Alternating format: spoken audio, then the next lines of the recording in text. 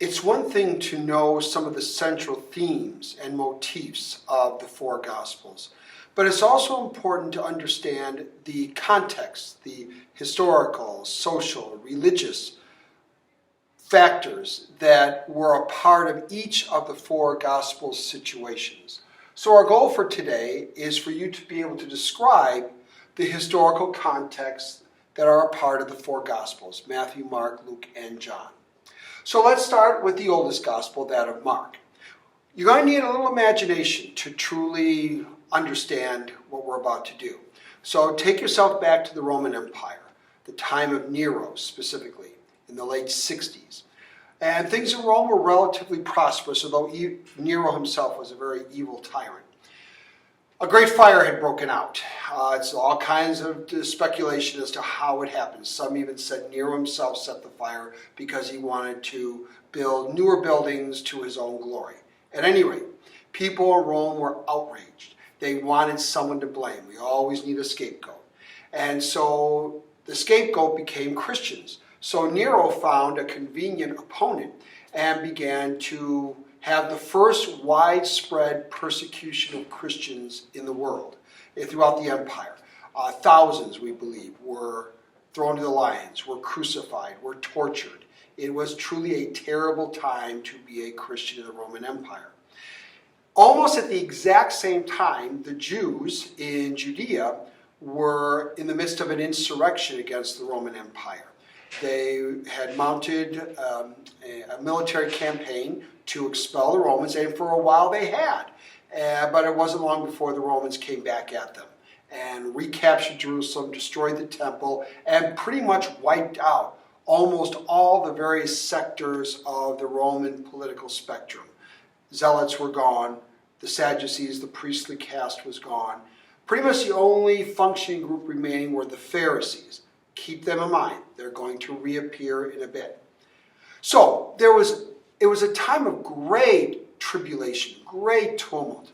So the expression I'd like to put to the context for Mark is, does Jesus feel my pain?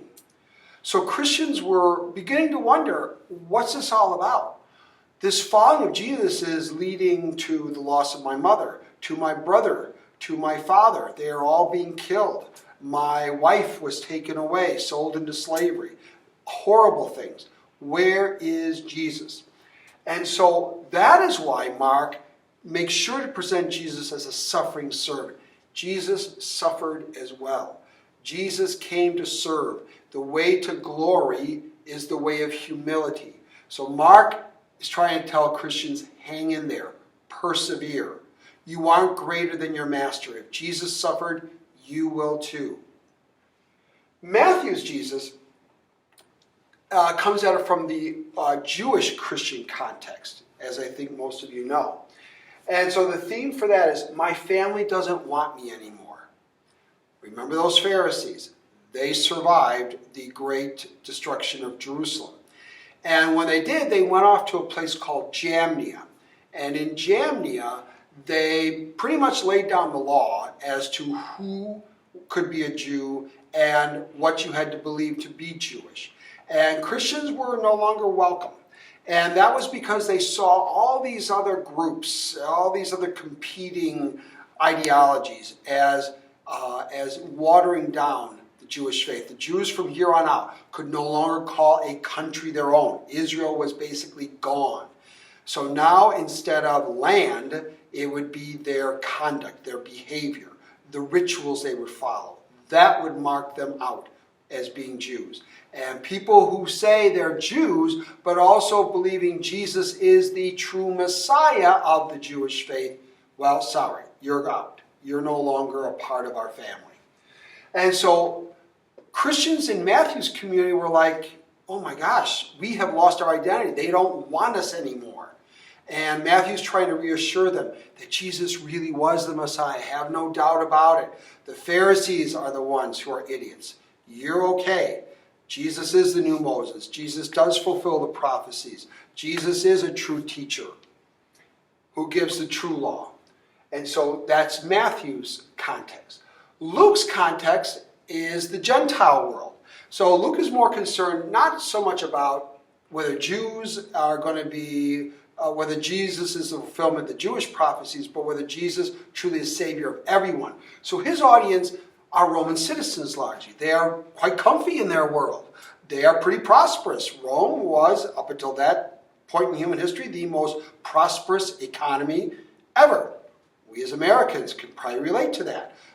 Life can be pretty comfy, and for them it was as well. So that's the theme for this. Life is pretty comfy as a Roman citizen.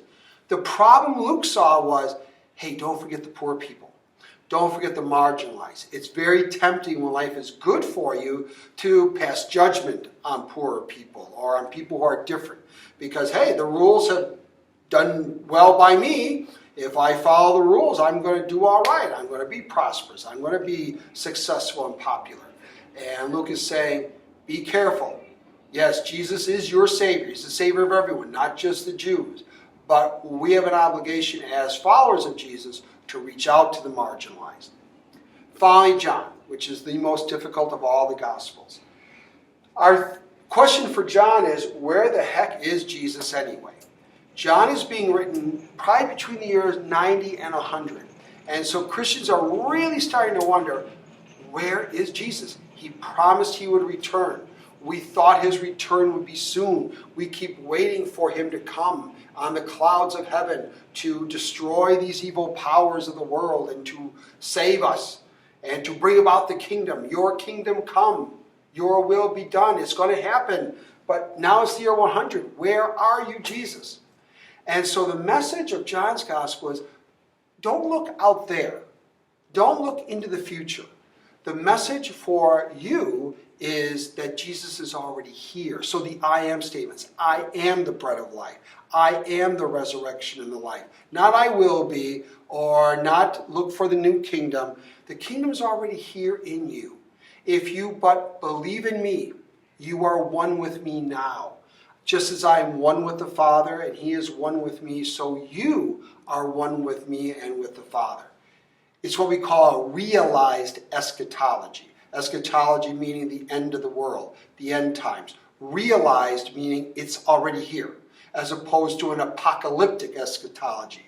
Mark had an apocalyptic eschatology. Apocalyptic. Think of some of the movies. Destruction, warfare, great conflict between opposing forces. And for Mark, in the midst of the persecution, Jesus was going to come back and kick butt. That this Jesus was going to take care of the evil guys. So the decades go on and still no Jesus. So by the time John's writing his gospel, it's like, all right, we've been waiting decades. When are you coming, Jesus? So these, I hope, give you some idea of what was going on in the society, in the culture of the four writers of the gospel.